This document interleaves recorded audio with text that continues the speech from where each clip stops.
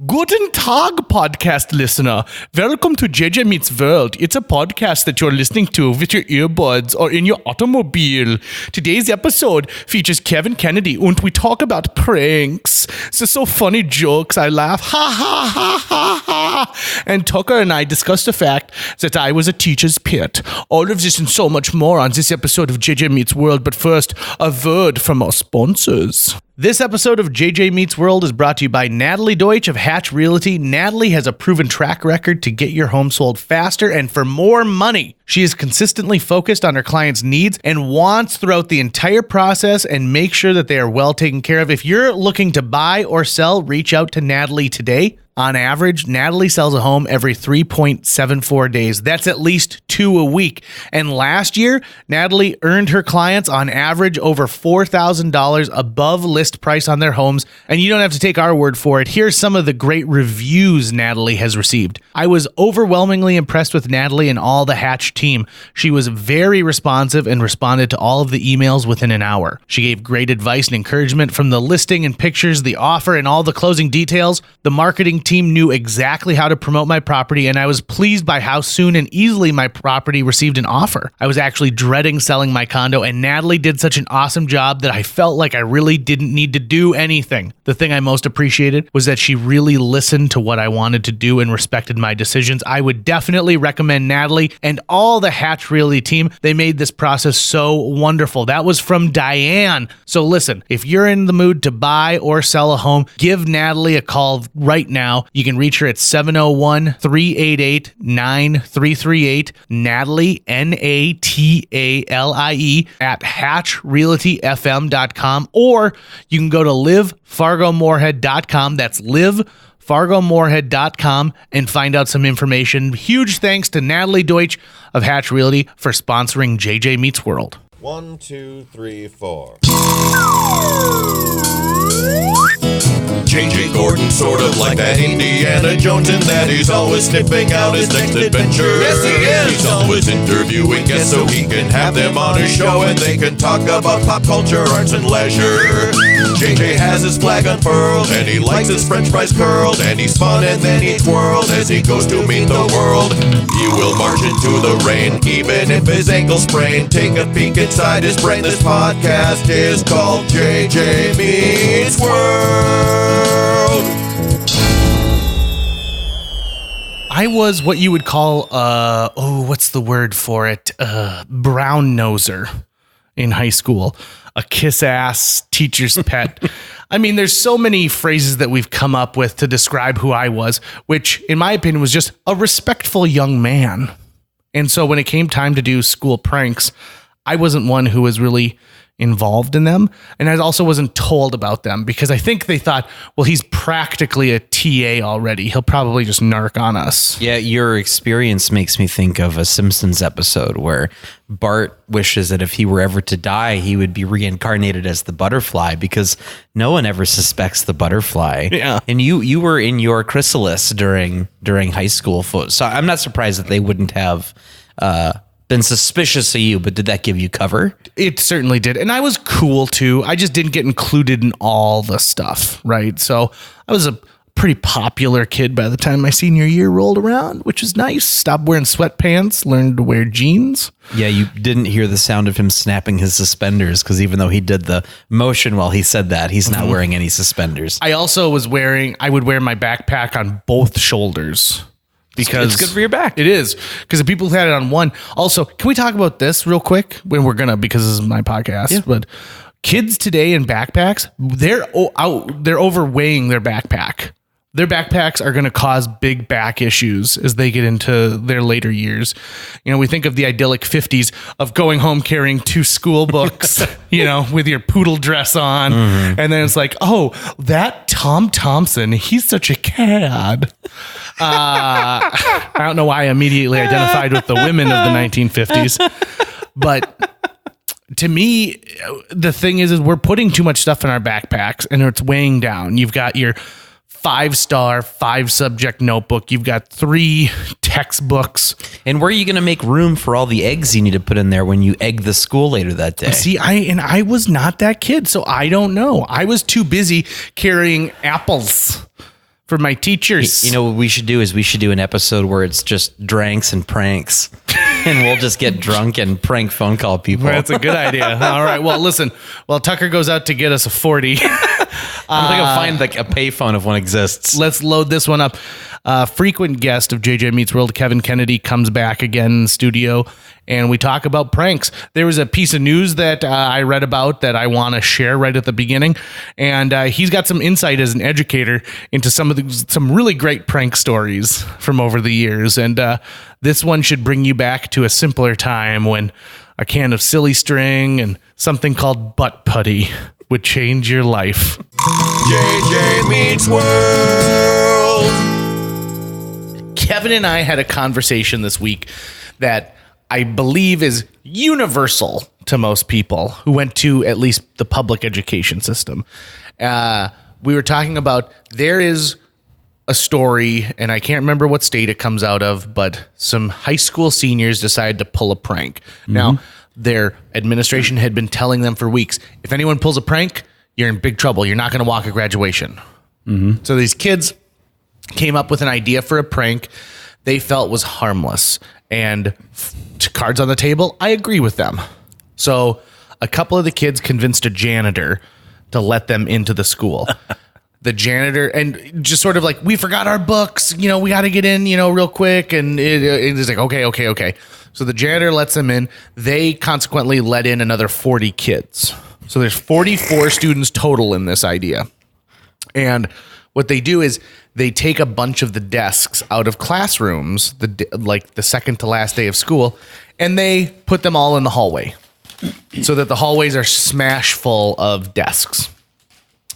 They also took a couple of erasers and replaced them with hot dogs, right? So who's the victim here? Nobody, right?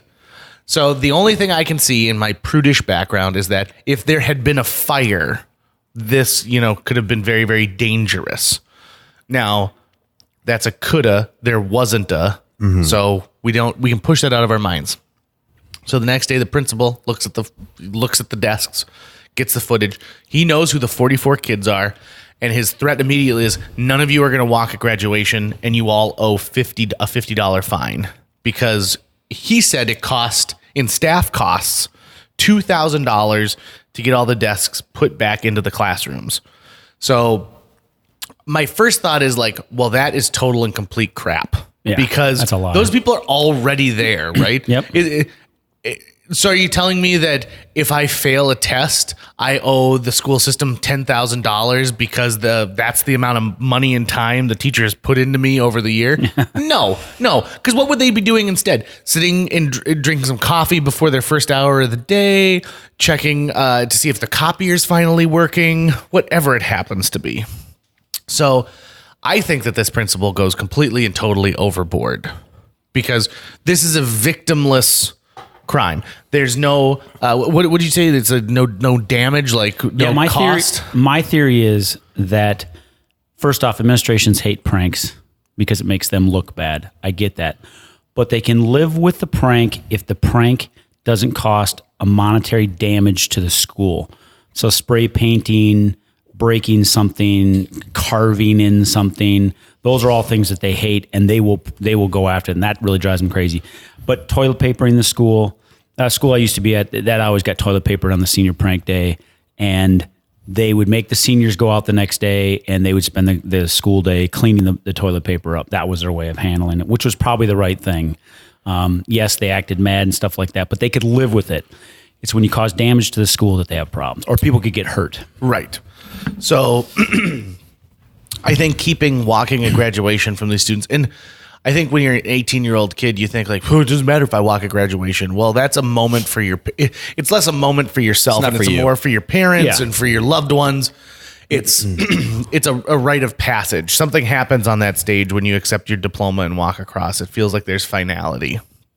So I think that this administrator went bonkers on this. I find this to be like way over the top, especially, and I told this to Kevin, 2 days later, all the janitors would be taking the desks out of the classrooms anyway, so that they can do the deep clean of the school during the summer summer season. It seems like, obviously the administration has to find a way to reassert authority because they need that to be able to do their job. But you can then go, okay, who are the ringleaders of this thing? These 5 kids. All right, 5 kids. If you want to walk at graduation, because you've done this, you're going to have to do something for the school now positive. You're going to have to spend an hour with the janitors cleaning up. Oh, yeah. Because they're going to have to be the ones that undo what you did. So you're going to spend some time with them, and you're going to give us a free hour or even a day of free labor if you want to walk at graduation. Yeah.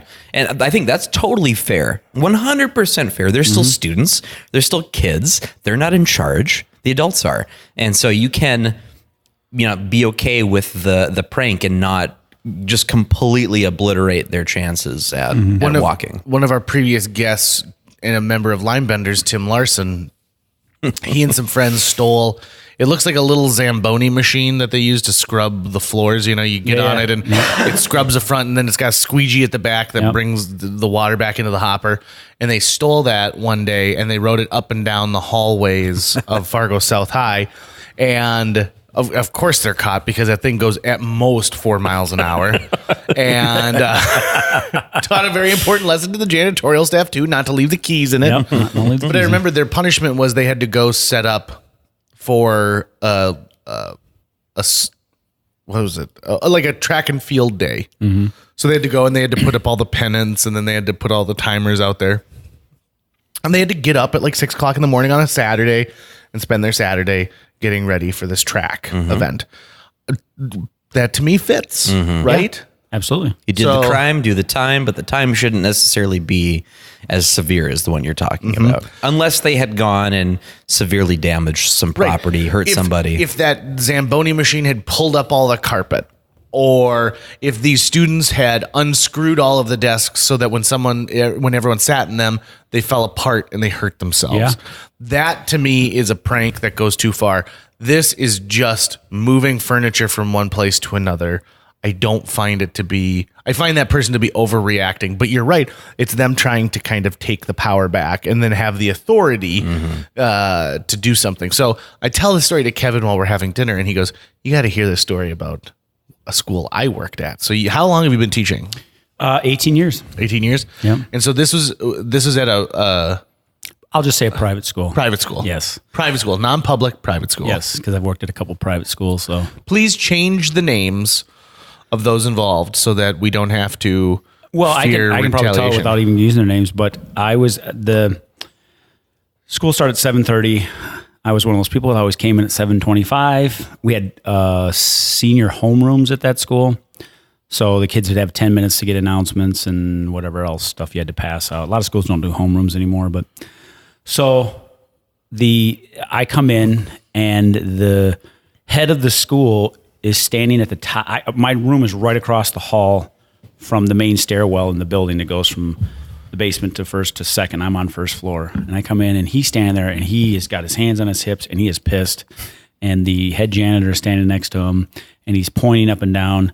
And I'm like, what's going on? And some kids are like laughing and stuff like that. And so I go down to the office, get my mail. I come back and I find out what's going on. So some kids had broken into the building in the night and they had poured Crisco oil, cooking oil, down the main stairwell. Oh no. Yeah. And they'd done a couple of things. One other major one is they'd taken that expanding foam that carpenters or construction workers use to fill holes. They'd gone and they'd sprayed it in all the bells. So we had those old style dinger bells. Right. And they sprayed it. Yeah. Now, unintended consequences. That's one of those things you think, yeah, that's kind of clever, you know. Here's the problem. So those were the bells that they probably had when the school was built in the 60s or 50s or whenever it was. They'd been there forever, right? So most schools don't have those kind of bells anymore. So those bells had to be removed. And so they didn't try to clean them out. They just removed them and put in a new bell system. Well, the new bell system literally sounded like this. It'd go, doo-doo, doo-doo, doo-doo, which was by far more annoying. And I was waiting for it to go, doo-doo. Dr. Smith, please report to the OR. I mean, that's what it sounded like. And so my last few years there, it was really annoying. That was the thing that drove me the most crazy about the prank. And what does it sound like when those bells? Because you're talking about there's an outer piece that wraps on the round bell and it's got part. the little clacker thing inside. So it's that sort of, the old So what school. did it sound like when those things are full of foam? It wouldn't move at all because it filled up, expanded, and then they couldn't get any sound. So it wasn't like it was a thud sound. It was just there was no sound because the clacker couldn't move within it because it's on the inside or on the outside. I don't know, whatever. It couldn't make it. It made no sound. So I come back into the room, my homeroom, and I have all seniors. And I figure it was probably a senior prank.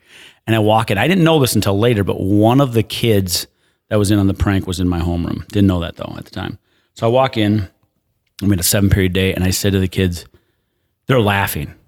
And I said, I'll make a prediction. And I said, I have no knowledge of anything. And I'm not going to say anything to anybody. I said, my prediction is they will have the people that did this caught and in the office by 7th period. And they were like, no way, no one will ever find out. This is the greatest prank in the history of pranks, da-da-da-da-da, right? Turns out I was wrong. They had the people by 4th hour. Their lockers were cleaned out and they were expelled by 5th hour. One of them was 18. They called the police and he was arrested and went to jail and didn't get out. The only reason he got out was because a good friend of his, her dad, was the sheriff of the county and was able to get him out. The reason I know this is I saw him at her grad party at the end of the year. So this happened in September. The end of the year, I see him at her party and I'm like, hey, how's it going? I haven't seen you since you got expelled. And he told me about how stupid it was. He had to go to the public school, but he tells me he went to jail and he called, of course he called home and he said, call this person. They did. And he was saying to the guard, he's 18. Everybody in there is a hardcore, for whatever reason they're in there in the jail, county jail. And he says, I'm going to get out tonight. And the guard said, I've been working here for 30 years. No one's ever getting out that quick. You ain't getting out. And 20 minutes later, he comes back and it was like 11 o'clock or 12 o'clock at night. He says, well, bust my britches. I've never seen this before. And he got out because this guy was a sheriff and he got him out, I don't know what ultimately if he got fined or whatever, but the school expelled those 3 kids. One of the kids had I think it was a D2 scholarship to play football, and the football school, the school that he was going to go to, found out about it, yanked the scholarship. Last I'd heard, he never went to college because of it. So that was sort of the downside of it. The thing I always tell kids is that what happened is one of the teachers was coming down the stairs and he slipped and went down the stairs. Now he could have easily, he wrenched his back, but he could have easily clacked his head and got a concussion or something even more severe. And I said, that's why. And the thing about pranks is, pranks aren't valuable unless you tell somebody. No one does a prank by themselves. They want credit for the prank. Right. And that's why I knew it was going to come out. And they thought, oh, no one will ever tell. Are you kidding me? Right. It's a bunch of high school kids. You guys can't keep your mouths shut. Yeah. High school kids can't. There's always the one kid who goes, oh, Mr. Kennedy, don't tell anybody, but... that tells me all this stuff. So had they just stopped with the bells, if they just done the bells and that was it, do you think the same thing would have happened? The head of the school he was more pissed off. They found out how they got in. I found out. So there were 3 kids. All of them got expelled. There was a 4th kid involved, but he didn't get expelled because this was like 2 years later.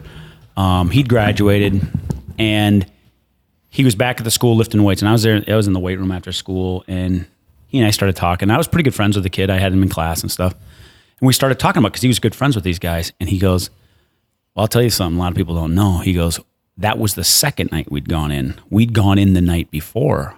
I go, you're kidding me. And he says, no. He said, what had happened is we'd climbed up, like a week before, we'd climbed up on the roof of the building, because there's a spot near the gym where the fence was high and you could get up there. And they found a way up on top of the roof of the building. So they went up there like 2 o'clock in the morning. They're walking around looking on the building. And it had these domed skylights on the building. And so they walked around and they were like looking in them. They had their little flashlights and they're looking in them. And the next day, one of them was at school, and he looked into it. Right next to the bathroom, there was a janitor's closet. But the door was always open because the janitors were going in and out of it all the time. And he pokes his head in there, and he sees one of those dome skylights. And he's kind of looking at it, and it's about 10 feet up. And he's looking at it, and he sees that the dome skylight has a hinge, and there's just this little pin holding it, kind of locking it shut.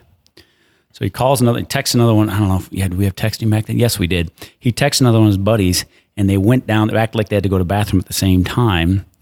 And one of them lifted the other guy up. He boosted him up. They slid the pin out. So that night, 2 o'clock in the morning, they go in. They're able to lift the cover off, and they're able to slide in through this janitor's closet. And they went around, and they just went around. So it was 4 of them. They went around. They looked all over the building. And then the next night, one guy's like, all right, we got a great prank. Let's do this prank. Let's go in and do this, that, and the other thing. And that fourth kid said he had spider sense. He's like, it's too late. I'm not going to do it. So these other 3, they went ahead and with it. They got the foam. They did the foam thing. They did Crisco. They did something else. And I can't remember. I don't think they spray painted, but they might have done something else.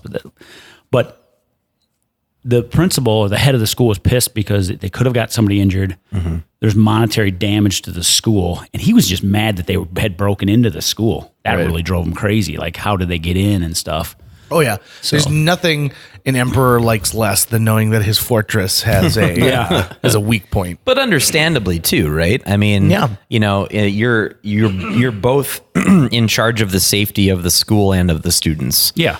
And the notion of kids will be kids can only go so far. You know, there still have to be consequences and stuff. I tell that story every year to students because there's always the ideas percolating. What kind of prank can we pull? How can we outdo the class of 85 or 92 or something like that? See, the pranks that I've heard of, and of course they've probably been done millions of times, and so you can never really be sure where you first heard of this prank being done or if it was ever done. Mm-hmm. But the notion of, say, releasing 4 pigs into the school painted with the numbers 1, 2, 4, and 5. Yes. And then they keep looking for the number 3 and they can't find them. I think that's hilarious. As long as the animals don't get hurt, as long as nothing gets destroyed, as long as it's really something where you're basically just messing with, with the there's a problem with that. And I know firsthand of this. So when I was a freshman in high school, I will say the school, I went to De La Salle High School in downtown Minneapolis. We're on Nicollet Island, which is, back then it was sort of this rundown place in downtown Minneapolis. Now it's like they're $1 million homes and it's very yuppie-ish and all this stuff, whatever. Gentrification. But I loved going to high school. That was a great experience. Well, there's some people that had gotten grandfathered in on the island, some hippies from the 60s, so this is the early 80s. They had goats. No, donkeys. Sorry, they had donkeys. They had a donkey and a mule. I think that's what it was, a donkey and a mule. And so the island wasn't very big. It was maybe 2 blocks long. It wasn't very big, and a block and a half wide. And we'd go around to the back of the island. That was a big party place, is the back of the island, because there was nothing back. There's houses on the island, but there's some open areas back there, and people would go off there all the time. But you'd go out there, people would skip class, and they go smoke cigarettes back there. I don't smoke, so it wasn't me, but people would go smoke cigarettes out on the back of the island. And you'd see these goats. They would just retether these goats at different spots on the island. They'd just eat the weeds or whatever around the island. So the class of 82, some seniors were able to get in the building on a Friday. I think they did it. I think what they did is they stayed in the building after school, so they didn't break into the building, and they waited till it got late, and then snuck out, blocked the door open, and they went and got this donkey and this mule, and they brought them into the school. So they were in there all weekend in the school. Oh. Yeah. And the one place they seemed to hone in, and I don't know if the door was open or whatever, they got into the art room. Oh, no. And they ate a bunch of the stuff, of course, and they made a massive mess. And then there was, they crapped everywhere, of course. So they did a lot of, I remember that one. I don't know if they ever got caught, the people that did that, but that became legendary. That one I remember because I was there on Monday and it was just a complete mess and stuff like that. So I remember that one. That was a big one. And that's more, like I said, damage to the school. There was a streaker my senior year who streaked during lunch, and everyone had an idea of who it was. And I remember one person saying, like, it's definitely not that guy. I hooked up with him and his thing wasn't that big. So was the streaker wearing a mask or something? Yeah. Okay. Even better was the next year. So you would have been your senior year, but at Fargo South High. So I had graduated a year ahead of you. My friend Jared Nillis had been pulling lighthearted senior pranks all week long. So 100 bouncy balls released at lunch, stuff like that.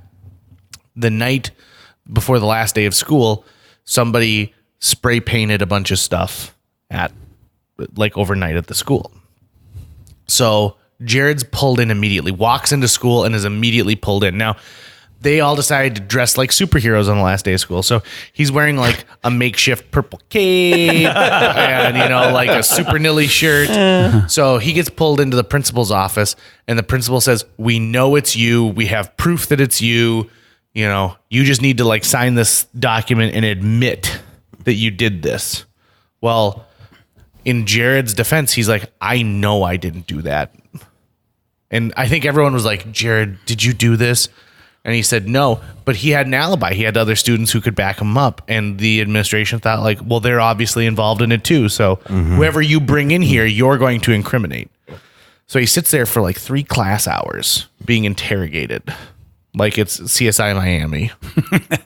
And the swell amongst the students is like, "Did you hear Jared Nillis got pulled into the principal's office? Jared Nillis is in big trouble. They're holding him against his will." So a bunch of the kids go and they get poster board and they get big markers and stuff like that. And so they're making signs that say "Free Nilly," "Let Nilly go."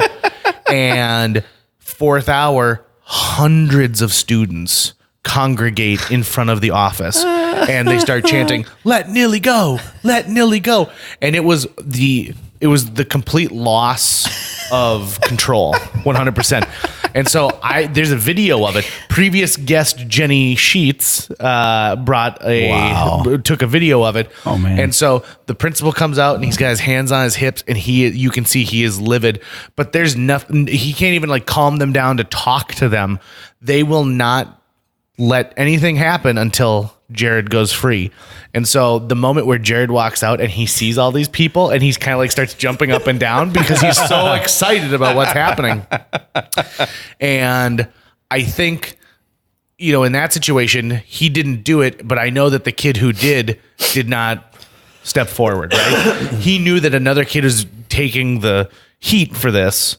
And so I always find that to be one of those things where it's like, you should have stepped forward. So they never found out who it was. The administration Never found out. Do you know who it was? I do, but I'm not going to. I'm not all going to name names. Did all the kids know? No, Or just a select few of the kids? I think a select few of them, and then they only knew probably because they were a part of it in some way, shape, or form. Mm-hmm. What's super sketchy is that they try to get him to sign a document. Yeah. Right. I mean, was he he was probably already 18. Yep. But still, I mean, that's the way they can worm their way through is that he was legally an adult, but that's still really slimy. Well, and they're lying too, right? We know you did this. Right. And they didn't know he did that. Right. And that's the thing is, so here's something, and you've watched enough true crime to know this. Mm-hmm. If you know you didn't do something and they say they have proof that you did it, they're lying to you. Right. Yeah. So never sign anything. That kind of confrontation doesn't help. They would have been better of going, "Jared, did you do this?" "No." "Okay. If we find out that you did, do you understand how much trouble you're in?" You have a chance to lessen You have a chance to lessen that now. Yeah. But I'm just letting you know, as soon as you walk out this door and then we find out you did it, now you are in super trouble. The deal expires. Expires. Because, you don't have actual leverage at that point. I mean, You're trying to leverage against a kid who's on his last day of school, who's basically, it sounds like the Ferris Bueller of the class. So I would never, ever want to work in education administration. Oh, God. Well, their biggest mistake was not bringing the parents in, because I know Jared's parents, and they would have probably pretty quickly figured out that he wasn't involved. But you know that your biggest advocate there is the parents say, hey, this is what happened. We believe your son was involved. Call the parents in and then bring the kid in after you've talked to the parents. And usually the parents will be like, look, I am not going to, or whatever. Yeah, I'm not going to back you on this deal. Just admit it. We'll move on, Right. Because 99% of the time they're not, the school I was at before that was a little bit different because they caused damage to the school. Right. But the parents are also worried about control, right? I mean, you need to be able to get, to be able to raise a kid, you need to get the kid to, acquiesce to you. You need to get them to take what you say as law. And at that point, I'm sure they were even probably having trouble with Nilly at that point. Oh, God, yeah, absolutely. In fact, Jared and I's relationship is unique because I was raised in a house that had no rules. With the exception, I should say that back. My mother had 2 rules for my sister and I. Number 1, no motorcycles. Not going to happen. No motorcycles. Don't ever get on one. I don't ever want to hear you fantasizing about how great it would be to own a motorcycle. Number 2, you can never bring the movie The Exorcist into this house. My mother had a deep fear of the movie The Exorcist because of something that had happened to her when she saw it as a kid. And it carried through to her adult life. And I remember being like, she's full of crap. And then I rented it one night to watch with a lady friend and brought it to the house. And we lost power in the house while we were watching it. And my mom came downstairs and she's like, is the power out down here too? And we're like, yeah. And the girl said, we're watching The Exorcist.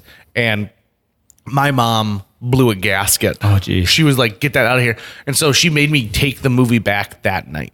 See, the only time I ever tried that whole move of, I'm going to bring this girl over to my house and then watch a scary movie so that she wants to, cuddle into me and cower, completely backfired as well, but for a different reason. I should also say, this was not a girl I was romantic with. Oh, okay. This is just one of my awesome female friends. See, that really sounded like when you say something like a female friend, then it's, I see what you're saying. You weren't quite dating yet, but I get what you're saying. Yeah, and I don't want to be misleading, so that if she ever is listening to this, she's like, I was never gonna screw him. Well, I was already dating this girl. She was my high school girlfriend, and I was like, I'm gonna bring her over to my house, and we're gonna watch Silence of the Lambs. Oh, geez. In which I loved the movie. Yeah, great movie. And there were some jump scares in it, so I felt those would be perfect moments for her to go, and cuddle into me.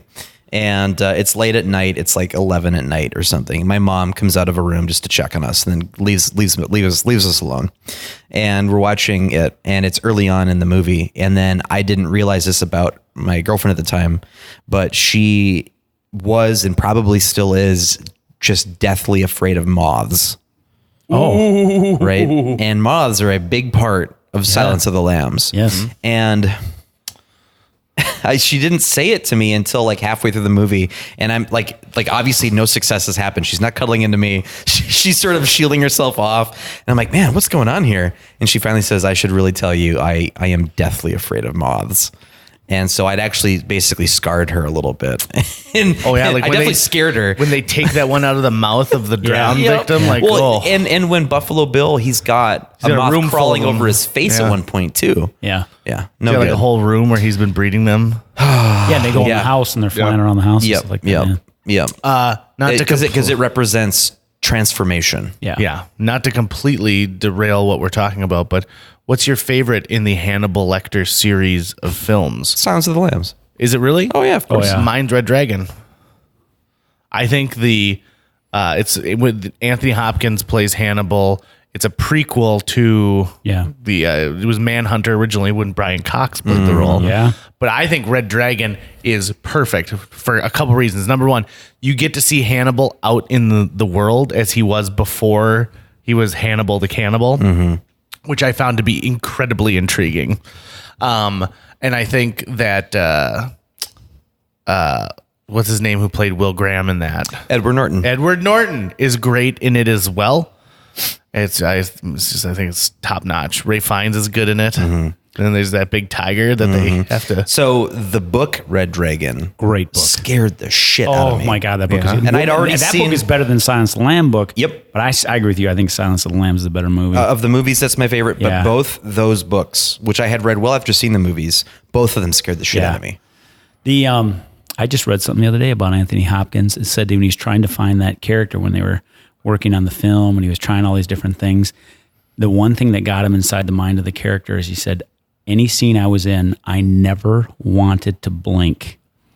And that was the thing. And he has that creepy stare. Like that's the first scene when she comes along and he's behind that glass in that cell and he's just staring at you and he looks normal but not normal. I just think of that, and you can just realize he never blinked in that movie. So, yeah, now you're gonna watch it again and go, I want to see if he blinks. Does he ever blink? Does he ever blink? Well, it's funny. He's a minor part of the movie. I mean, he's a major part of the movie, but he doesn't share the most screen time. No. True. You know, Yeah. not even close. Yeah. And I think part of that is what adds to the allure of him and that character in that movie, because you get just the right amount. It's amazing because you're going to a villain to catch another villain. Right.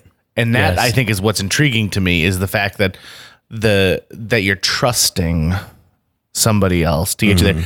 And like he throws them for a curve at some points in it too, you know, like when he sends them to that weird storage unit. Oof. Yeah. No, thank you. There's got to be some brown recluse spiders in there at the very least. Oh, yeah. Jeez. So I think that to me, when it comes down to pranks, I wonder if there's been a Silence of the Lambs prank, if they played pranks on the set. You know, some funny little pranks. Here's a prank I heard that was what cracked me up.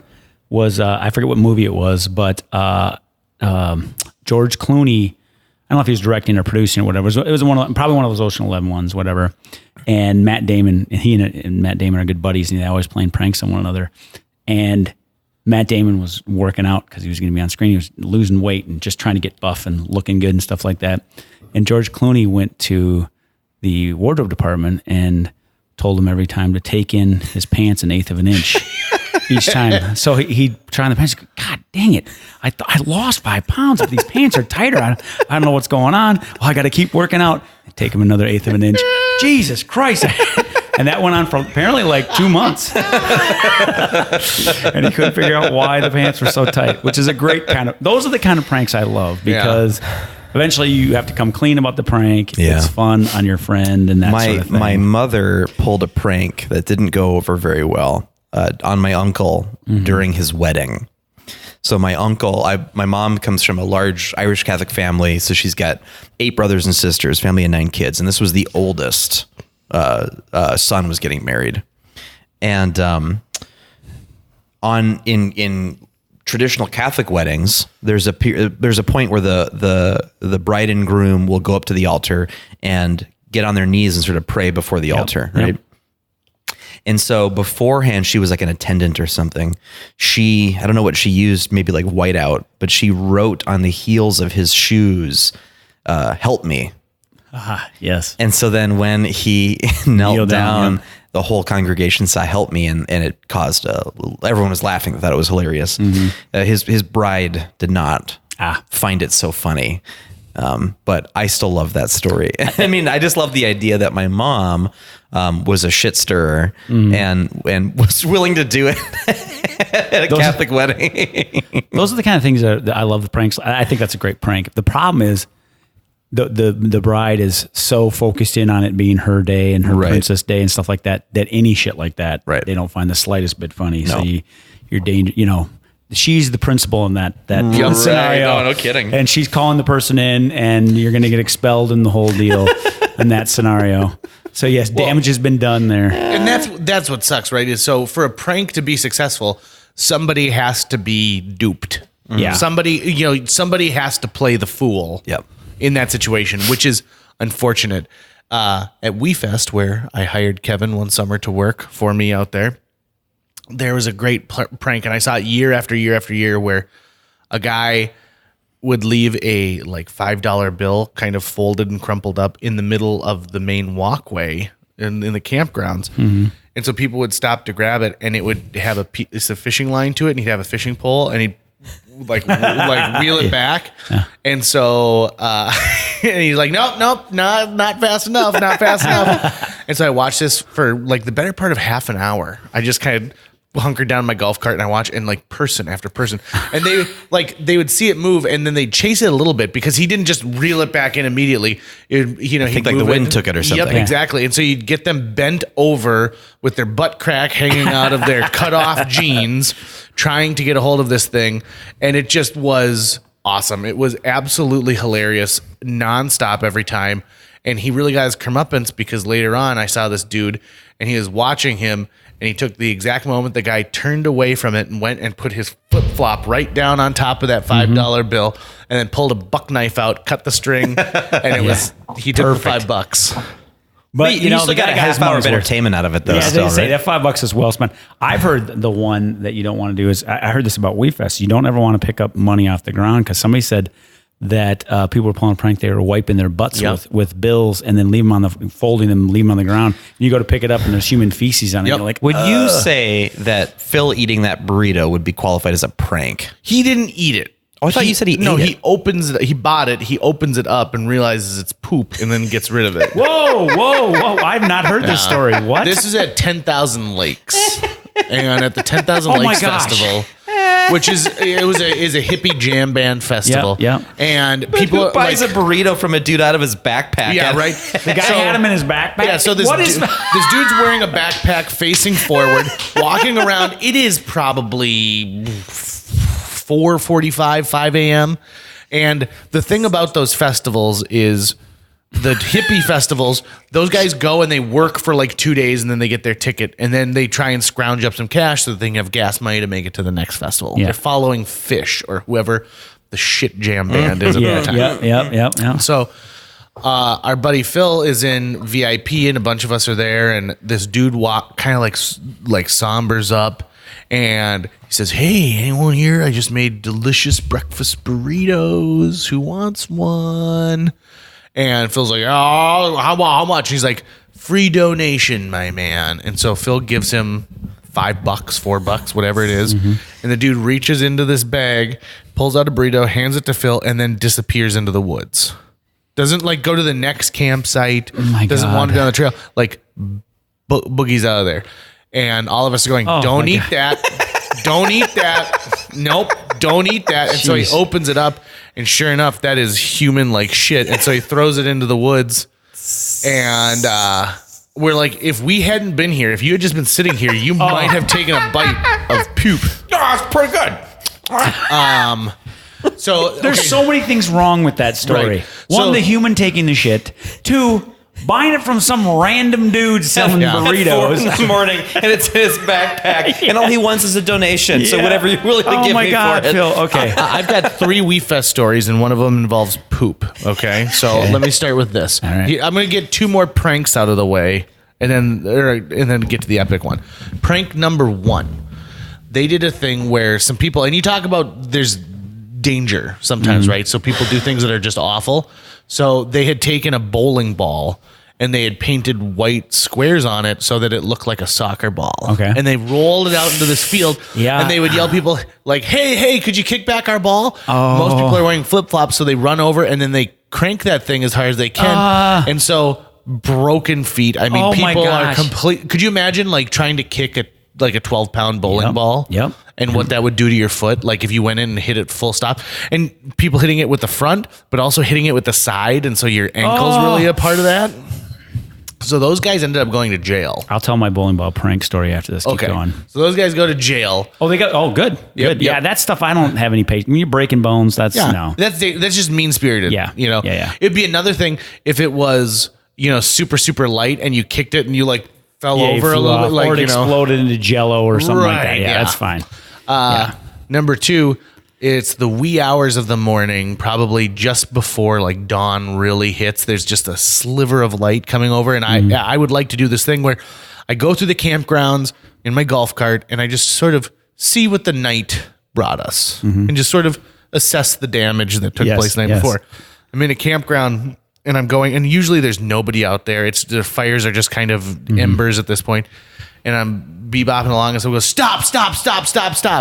And they stop me and they say, "You got to kick those guys out." And the people who are camping right across the road from them, you got to kick them out. They vandalized our grill.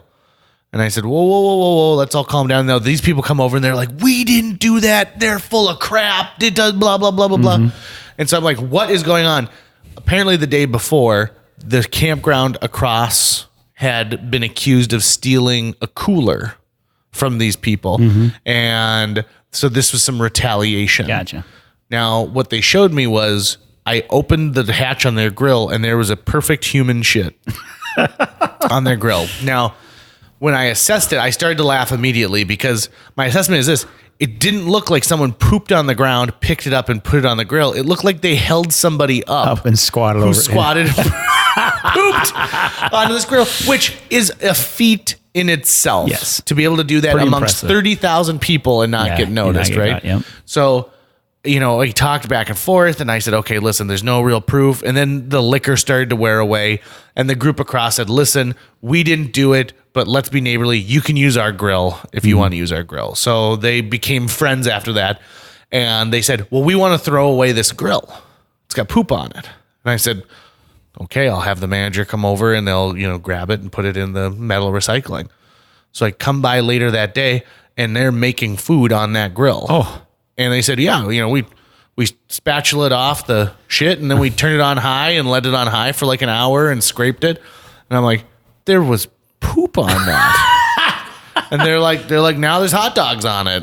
And I just thought, that is unfortunate. So get to your one because I'll get to my last one. My last one has to do with drugs. Okay. My dad was in the St. Paul Seminary for 5 years. He was eventually kicked out. Different story, not part of this story, but St. Paul Seminary is right next to. You didn't switch out the holy water with Gatorade or something? No, it wasn't that. But they're right next to St. Thomas University. So they took a lot of classes over at St. Thomas, a lot of their generals and stuff like that, and then they take the religious classes at the seminary. So, and this is in the 50s, so they would wear the cassocks, they wear the black. I'm definitely a seminarian student, that sort of thing. And him and a buddy were walking back from St. Thomas, and it's like a block away. It's like across the street kind of thing. They're walking back, and they're walking through a parking lot, and they happen to walk past this dumpster, and the dumpster's open, and they look and they see that there's a bowling ball in there. Why there's a bowling ball in the dumpster, I don't know. So they're like, hey, let's get this. So they climb in, they get it. Of course, they're 19, 20, whatever they are. They pull this thing out. They don't know what to do with it. They go back to their dorm at the seminary. And they're on the third floor. So you got I don't know how many guys in this dorm, 60, something like that. They're on the third floor, and they are at opposite ends of the floor. And the stairwell coming up onto the floor is in the middle of the floor. That's important. The rector of the dorm, which is a priest, he's down on the first floor. So they get in their mind, they know what they're going to do. So at 9 o'clock, the guy on one end and my dad at the other end, they take the bowling ball and they roll it down into, stone, whatever floor. They roll it down the hallway, and it's, fairly long because there's probably 15, 20 suites, dorm rooms along this hallway. They roll it down to the other end. The other guy grabs it and runs into his room. Well, from down below, it sounds like thunder. I mean, it's really loud. So they do this for a couple nights. And they do it every night at 9 o'clock. So they'll roll it from one end to the other and back the next night and so on. They do this back and forth. Word comes back that, because the priest would come running up and he'd start banging on doors. And what is that noise? And he didn't know what it was. And he's screaming and yelling at him and all this. And they're like, what are you talking about? He's an older guy. And they're, you must be hearing things, and stuff like that. And he's like, I know they're playing a prank on me. So they get word that I'm going to catch these. They think they got me. I'm going to catch them.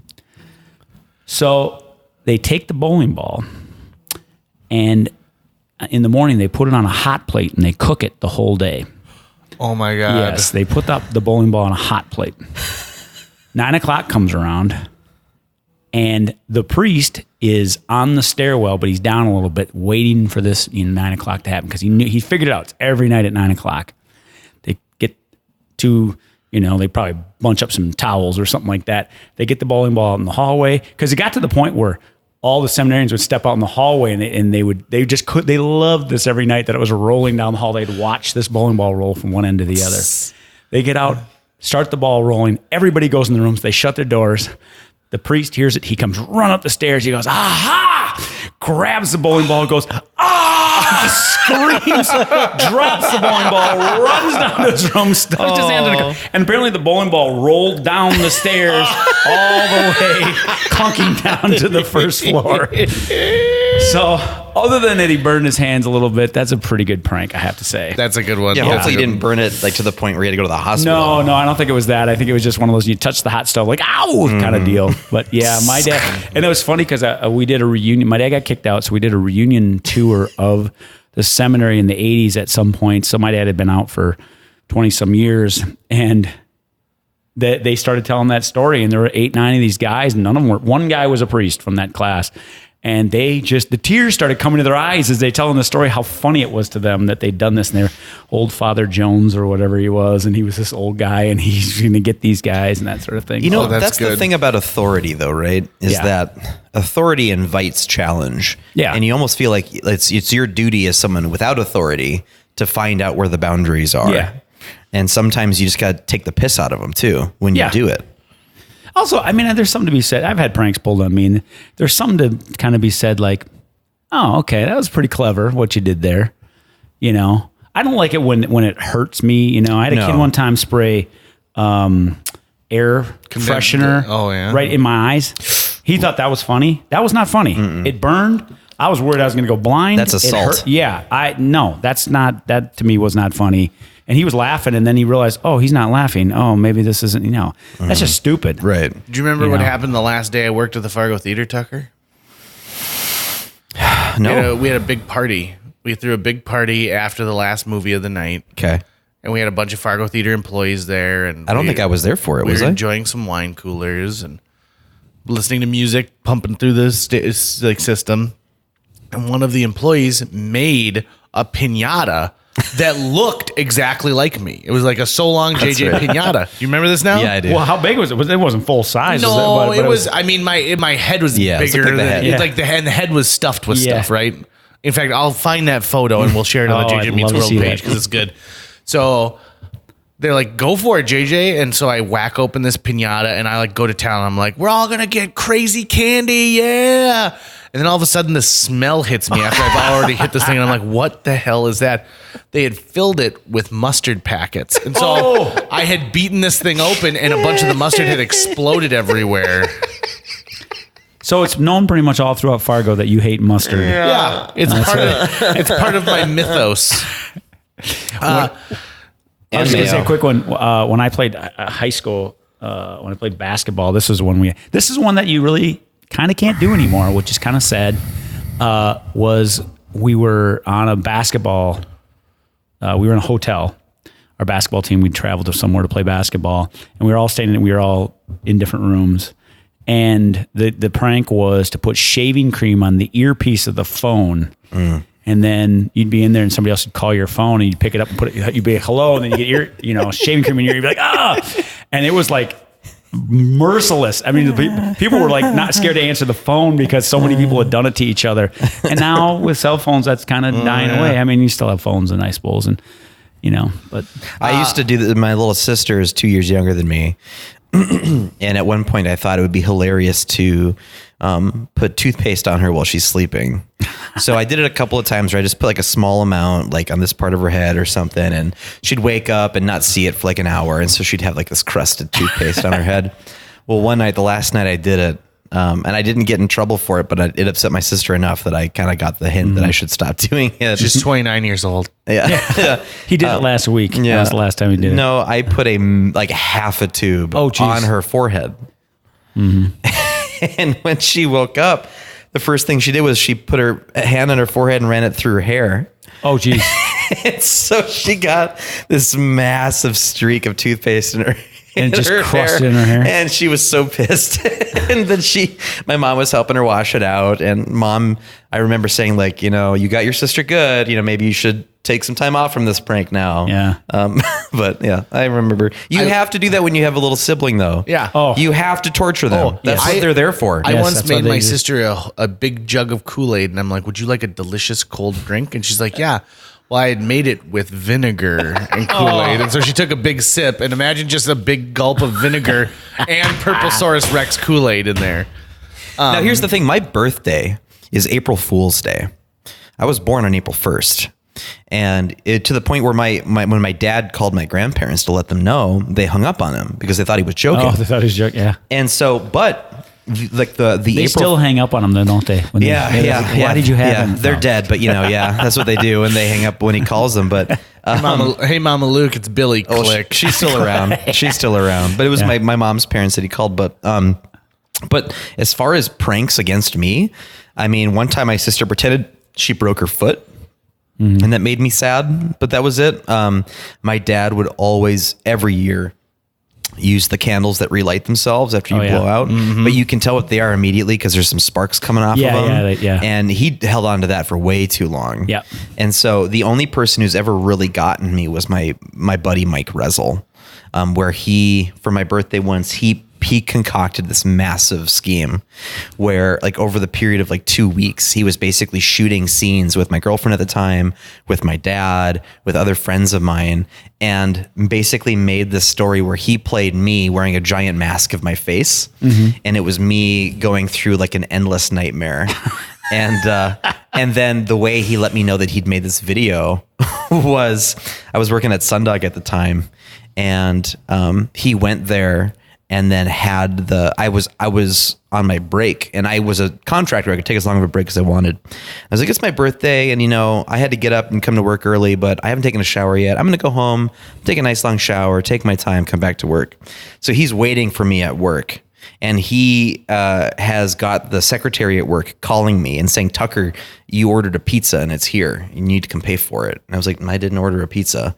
Not even piecing together, it's April Fool's Day. Like not even thinking, someone's messing with me. It's my birthday. It's my birthday. Someone's messing with me. And I'm getting angry phone calls like, you need to come pay for this pizza. I'm like, I didn't order a pizza.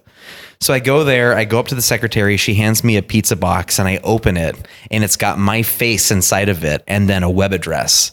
And so I go down to my room and I put in the web address, and it's this video that he's been making. And so he's got all of like my nightmare scenarios at the time. So he had my girlfriend pretend that she was pregnant and gave birth. He had like a bed. He had my dad play me and then like washing my face and look up, and I've turned into him. I had a nightmare once where Ben Folds 5 pulled me over to the side of the road and beat the shit out of me. And so Ben Folds 5. So he had a bunch of people wear Ben Folds masks and beat me up in the middle of a field. It was a pretty epic and awesome prank. See, now that's a cool prank. Because it's not even really a prank. It's just like, I mean, it is because you're having fun. But he was pulling the wool over my eyes for a couple of weeks. Yeah. So all these people were in on it, and I had no idea. And the thing with that was, even though it was a prank at my expense, I loved it because I knew it came from a place of caring and love. Yeah. And it was his way of saying, I care about you, and all these people that participated in it. My buddy Matt McGregor, he brought him along to be the cinematographer. So for 2 weeks, Matt was shooting scenes for a short film about me that I had no idea he was doing. So Mike, if you're out there, he loves you, is what he's trying to tell you. Yeah. And your comeuppance will come. Yes. So this is not a prank, but in the world, it could, I guess you could call it a prank, but it really was just a crime, mostly. Now, I was not present for this, but it's gone down kind of in lore with another one of those music festivals I worked at. So they've got a problem during this festival with magic mushrooms. And they seem to be everywhere, these magic mushrooms. And so the hidden undercover cops get this kid who's got one of those small little lunch coolers full of mushrooms. And so they put him in the back of a squad car, and he is crying and saying, I'm so sorry. This is going to ruin my life. I want to be a lawyer when I grow up, and I can't do that. If I, get arrested, please, could you just, could we please just take care of this? Please. I'm so sorry. And so the cops are there and they're talking for a little bit, and they talk a little bit, and then they open up the back door and they go, okay, you're free to go. He's like, oh, thank you so much. I've definitely learned a lesson. I'll never do this. And they're like, oh yeah, don't let's forget. They hand him back the cooler full of mushrooms. And he goes, what? And they say, yeah, we took a look. Those are just everyday dried mushrooms. There's nothing Nothing hallucinogenic about them. They're just regular old mushrooms. So this kid flips a 180, and all of a sudden now he's like, you do your job and get the guy who sold these. I spent $5,000 on these, and you're telling me that they're fake? You do your job. That guy tricked me. So they spend another like day or two trying to track this guy down. And after all of this stuff, they finally catch up with this guy. They find out that he's been staying at a hotel in the town nearby. They go to his hotel, and he's got 2 big garbage bags full of everyday, regular dried mushrooms that he's been selling to these hippie dippies as magic mushrooms, right? So they call in like the state's attorney, and the state's attorney goes, guys, I'm going to be honest. There's not a lot that we can do here. What are they going to bust him for? So fraud? No, but it's still fraud about an illegal activity, right? But it's not even fraud because he's not even just telling them. He's mushrooms. like selling them mushrooms. So he says the only thing I could get to stick, and this is not even that likely, is selling food without a vendor's permit. Like, so maybe a $40 fine, but he's got a huge wad of cash, and he's got these 2 other, like who knows how many bags of dried mushrooms he's gone through. At this point, their concern is for his safety because all the people want to kill him. There are hundreds of people who thought that they hippies. purchased magic And they know mushrooms. where he's at, right? If he's selling them out of one location. Right, yes. And so I think what they did is they packed him up and they drove him like 200 miles away and then kicked him out of the car. And they're like, I would never go back that way because there's some people like, the hippies, not so much, but the frat boys, would want to beat the snot out of you. Yeah. Give it 4 years, you can go back. I'd say after 4 years, all those people are basically gone. Grow a mustache. Or they killed off those brain cells of the memory. Right. I want to know how much money he made doing that. I do believe they confiscated the cash. Really? Yeah. Oh, okay. And it's like selling oregano for marijuana. I believe the civil forfeiture. Yeah. Civil forfeiture. Yeah. So, that's basically the way that they can steal from you. Legally. Because, if this happens to a lot of poker players, is like a lot of poker players, professional poker players play with cash, right? They need cash to buy in at casinos. And so oftentimes they'll travel with cash. Mm-hmm. And there have been so many stories of a poker player traveling with, $10,000 in cash, and they're going through an airport and they seize it from them because they're thinking, well, you might be a drug dealer and it's civil forfeiture and there's nothing they can do about it. And so basically you lose cash to the government. So they could do something, but it would take forever to get a lawyer and spend all the money you won't and all get it back anyways because the civil forfeiture laws are pretty tight. Really? Yeah. Do some of those poker players travel with like documents to say, look, this is what I'm doing? I don't know what they have to do now. I think what they do is they don't travel with cash anymore as often, depending on where they're going. If they're just traveling from state to state via car, it's not a big deal. Yeah. But you can get cash wired to you, but that's still another hassle. And it's. I've read about some players who will like prearrange with the casino that they're planning to play in, where they'll essentially wire it to the casino, and the casino will have a wad of cash waiting for them when they get there. But also, the most dangerous place for a professional gambler is when you're leaving the casino. Sure. Because if someone knows you're a professional gambler and they see you leaving the casino, well, he might have a bunch of new money on him right now that he just won, and that's the time to rob him. So every time I've ever heard of a professional poker player getting robbed, they were on their way back to their hotel room without an escort from security. Really? Because people have been scoping him out. And I met a guy once when I was doing the Heartland Poker Tour who he was sort of starting to crush it. His career starting to pick up. And then he told a story about how a year prior, some people followed him home from a casino and then broke into his house with his whole family and held them at gunpoint because they knew he had money. And like he said, things happened to his family that he wouldn't even go into detail about. It's a horrible prank. Not a good prank. Very bad prank. Yeah. Yeah. Wow. As we kind of wrap this thing up, I think we should tell people that harmless pranks are fine. As long as they're harmless. Harmless. That's the operative word there. And ask a third party whether or not they think the prank is harmless. Because there are certain times, I think, when someone says, oh, so-and-so can take a joke, they'll be fine with this. And then you need that third person going like, no, that's a horrible idea. Also, if you're someone who's going to be pranking, be prepared to get it in return. Yes. And be a good sport about it when you do. If you want to see a really funny vignette about a prank. So I love the guys who did Wet Hot American Summer and were part of The State on MTV. Very funny dudes. They made a movie called The 10 that were 10 vignettes about the 10 commandments. And I can't remember what commandment it is, but it's a doctor who leaves a pair of surgical scissors inside of a body as a goof. and so they're like, my husband, he's bleeding out. And he's like, it was a goof. And they're like, it's murder. Like, it's not murder. It's a goof. And he tries to justify it the whole time. And the woman who plays the judge in the courtroom scene, I've seen her in some other stuff and like mainly smaller roles, but she has this one delivery of how they're like, this is not how the justice system works. And she goes, oh, really? Well, would you please tell Her Honor how the justice system works? Because I'd really like to know. And just the delivery of that line is so pitch perfect. So pranks. Yeah, you can. We didn't even get to punked. So what happens if your students listen to this episode then? Are you going to be prepared for pranks next year? Yeah, and kids pull pranks on me. Once if I like leave what? the room while they're in there, hiding the markers for the board or something like that, or they think that's funny, or hiding stuff is usually the thing, or moving something.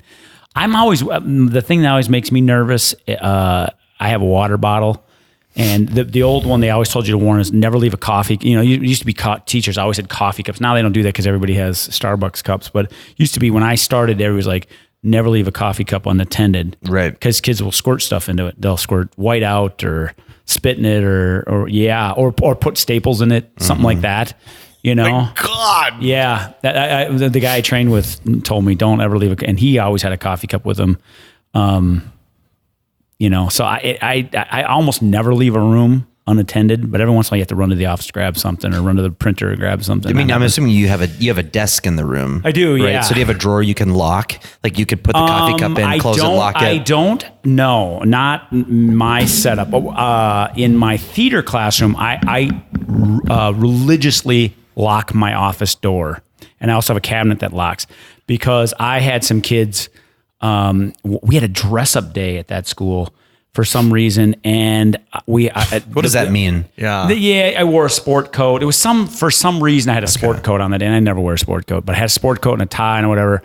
And it was the end of the day. Hearing day at Fargo South High. Everyone dressed up nice. It wasn't at Fargo South, but the rotation I was a basketball coach and I was the sophomore basketball coach, and the rotation was my practice was a little bit later, so I had a mandatory study hall for my players. So they come in and they're sitting there. And some students came in and said, hey, can you help us with this thing? And it was down the hall. And I said, sure. And I thought it would be like a minute or two. Well, I went and being down the hallway for 20 minutes helping them out. I don't remember what I was helping them with.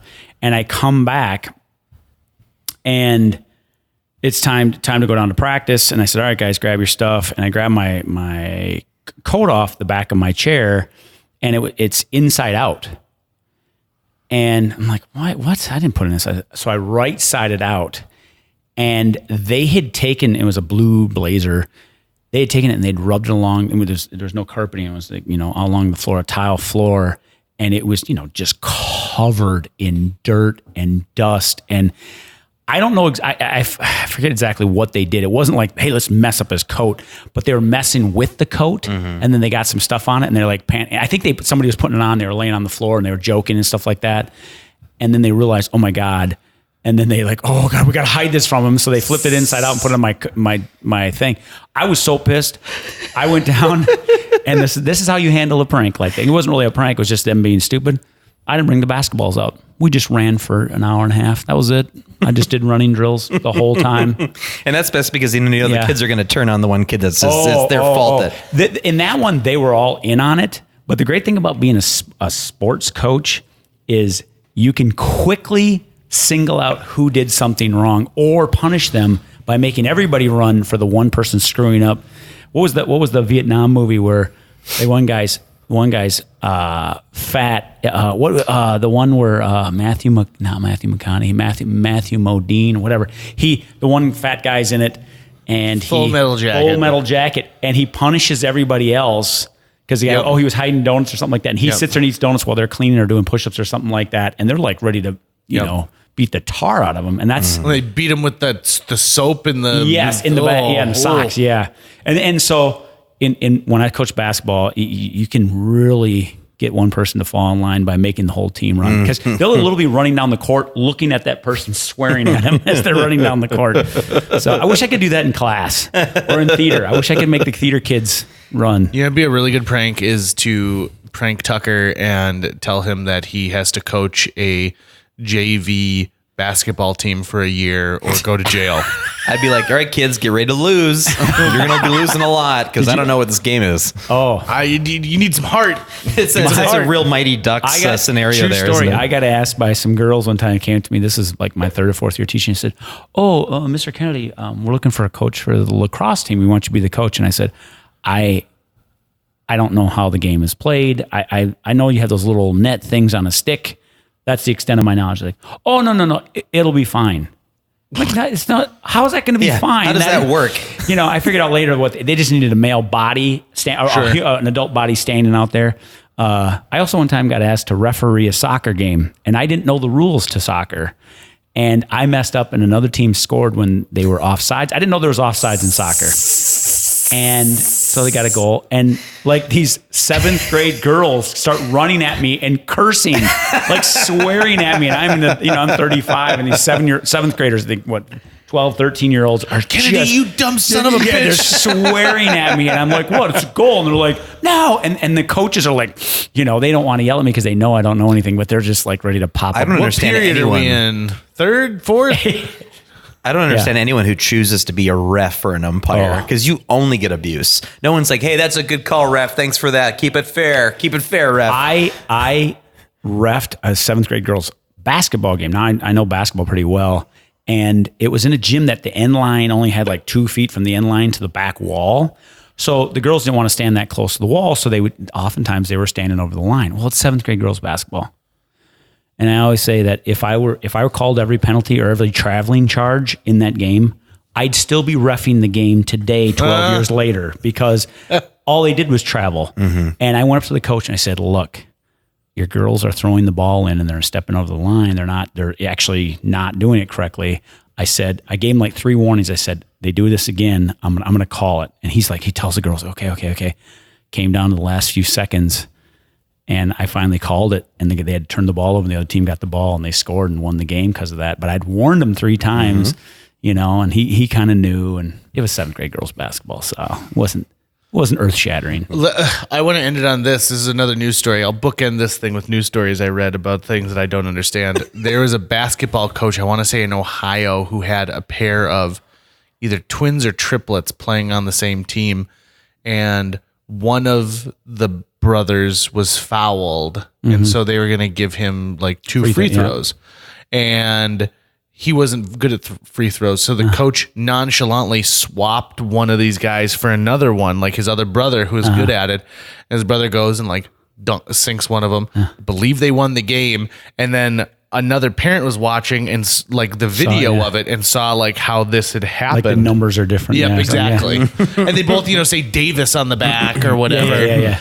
And I think that guy ended up losing his coaching.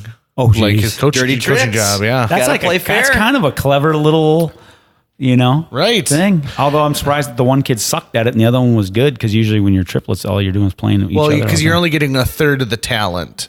Oh, I see. So That's how you it might works be out. really good, but You've got the dunking talent, you've you've got got the that free throw, defense, and you've got though. the dribbling. Yeah. Okay, got it. Not good at defense. And the other one, he was such a fast runner. Yes, such a fast runner. It's like their powers could combine, like those Transformers where the dinosaur Zords that like then become. I just said Zord. I just mixed Power Rangers and Transformers. My apology, Jackson Spade. I'm just going to end with not even worrying about finishing that story up. Yeah, that guy looks like a pedophile. And there you go, Yeah. folks. So Guy I think walking along Broadway. we can end on yours. It will be good. A huge thanks to Natalie Deutsch of Hatch Realty for sponsoring this podcast. Folks, if you're looking to buy or sell a home, contact Natalie Deutsch today, because Natalie Deutsch is not only a previous podcast guest, she's somebody who's going to care enough to sell your property for top dollar. She's also going to find you the best price possible if you're purchasing a new home. Last year on average, Natalie earned her clients $4,000 over list price on their homes and sold them faster than the market average. On average, Natalie's selling a home every 3.74 days. That's 2 homes a week. Those numbers don't lie. Find out why Natalie is one of the top agents in this entire market. Get a hold of her today, Natalie at hatchrealtyfm.com. You can also call 701-388-9338 or go on to livefargomoorhead.com. That's livefargomoorhead.com. Read all of her amazing reviews and then listen to her episode of JJ Meets World. Thanks again to Natalie Deutsch of Hatch Realty. That's going to wrap it up for today's show. If you enjoyed this episode of JJ Meets World and would like to help us continue to produce 2 new episodes every week, you can donate to our Patreon. Check out patreon.com/JJMeetsWorld and donate today. Even as little as $1 a month can go a long way. Visit our website at www.jjmeetsworld.com or hit up our social media. We're on Twitter, Facebook, Instagram, all the sites the kids are using these days. If you'd like to stay up to date on new episodes of JJ Meets World, you can find us on iTunes, Google Play, Spotify, Stitcher, iHeartRadio, YouTube, or wherever you consume the podcast that you love. JJ Meets World is produced every week by Tucker Lucas. You can find out more about Tucker's work by checking out www.moonbasemyriad.com. If you want to get in touch with your host with the most, go to linebenders.com, and you can find direct contact info for JJ. You might think this is a German accent, but actually, it's a Dilworth accent. That's only funny to this neck of the woods.